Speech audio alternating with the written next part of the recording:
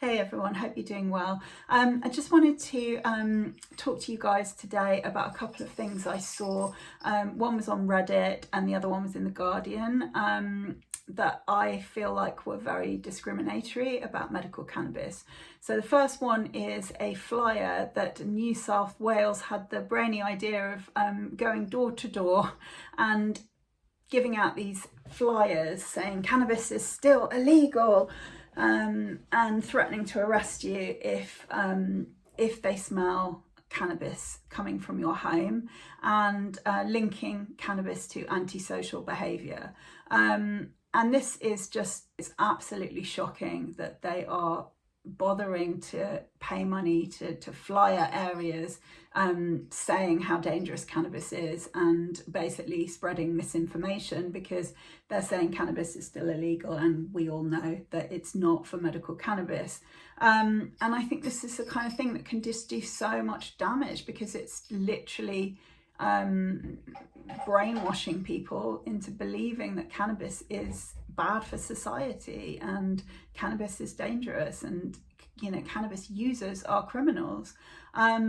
But the positive thing about this is that so many people, myself included, reported this at the time, and it did get taken down, and the New South Wales did issue a formal apology saying that they shouldn't have put that out and that they were withdrawing it, which is great. And I think it just shows that the power that we do have, we have a collective responsibility to change society for the better, to make medical cannabis more acceptable so that we are not discriminated and stigmatized.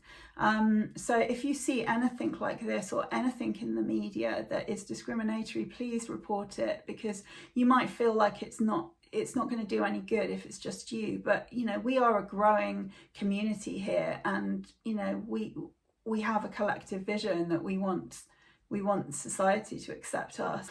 So please don't think that you reporting something or calling something out as discriminatory is futile, because it isn't. So yeah, that was what I wanted to say on that one, and then we'll move on to the Guardian one. So this was an article and in the opinion section of The Guardian. And this has really got my goat. I just feel so irate about this. It's just so wrong on so many levels. It's a doctor that basically has written, patients keep asking if they should take cannabis for their cancer. The answer is still no. And then underneath it, it's got, cannabis is not a treatment, let alone a cure for cancer. It is not a substitute for chemotherapy and can cause significant side effects.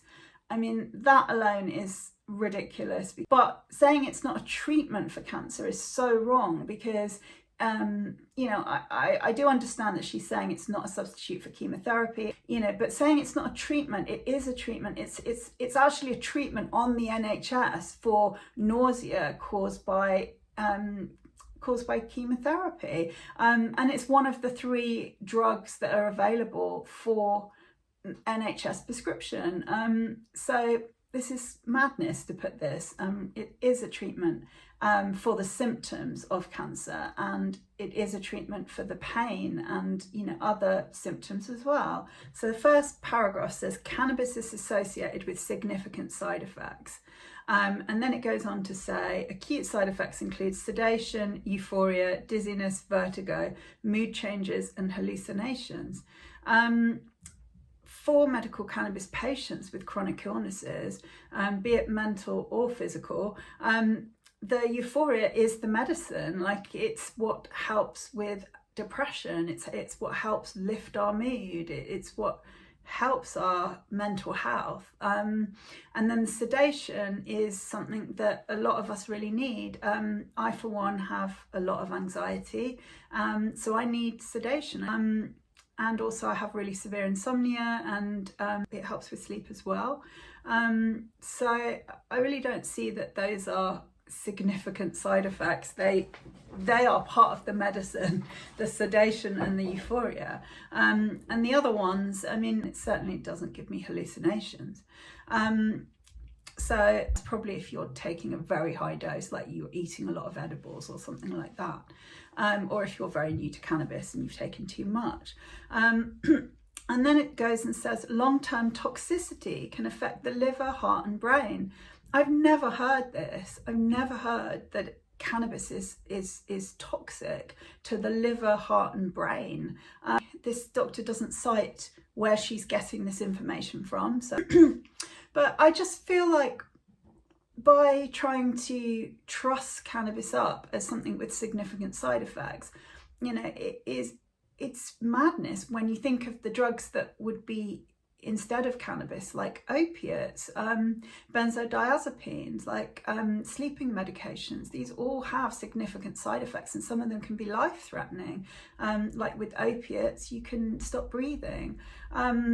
And for me, I had a bowel perforation because of opiates and I nearly died. I was in a coma. So I just don't understand why she's focusing on the side effects of cannabis being so severe when the alternatives are much, much more dangerous.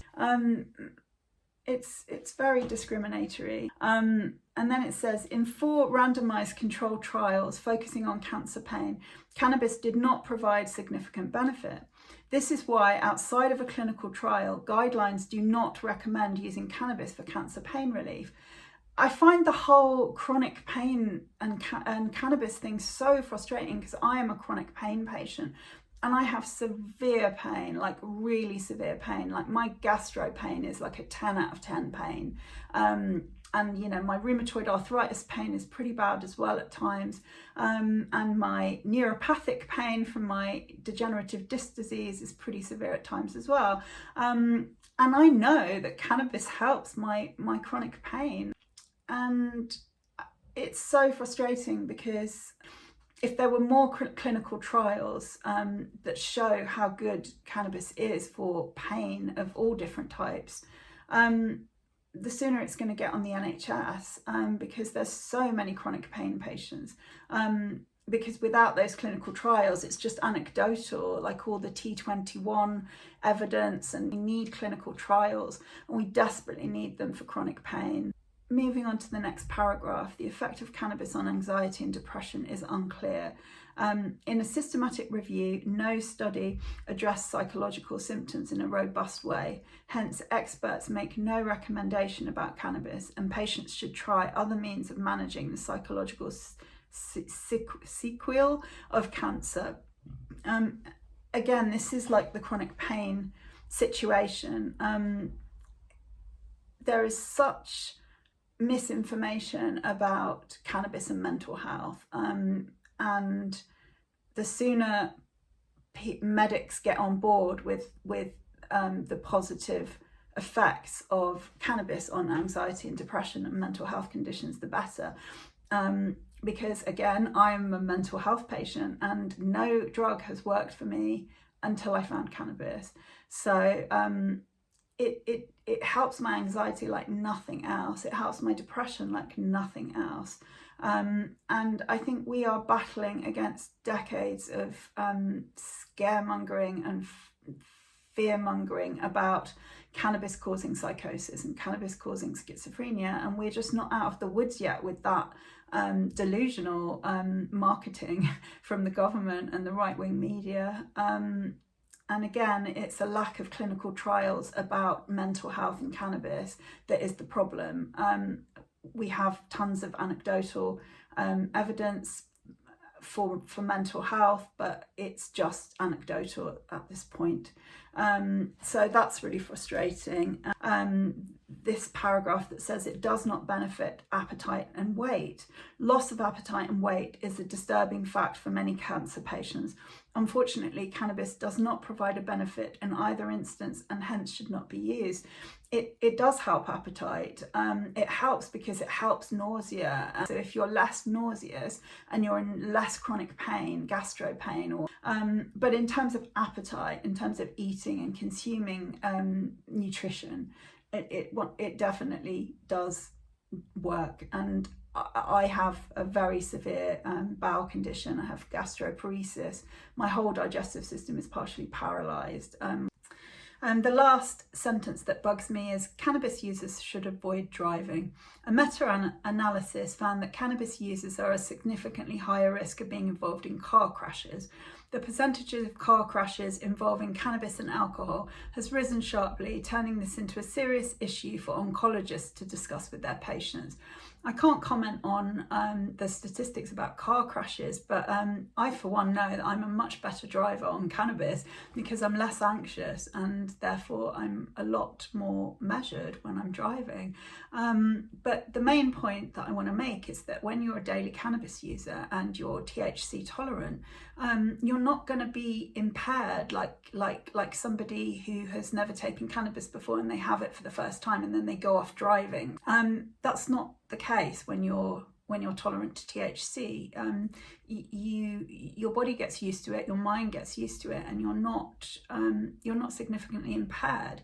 I still personally leave it a couple of hours after I vaped before I drive, but to say that cannabis users should not drive at all is not correct at all, and that's not what the law says.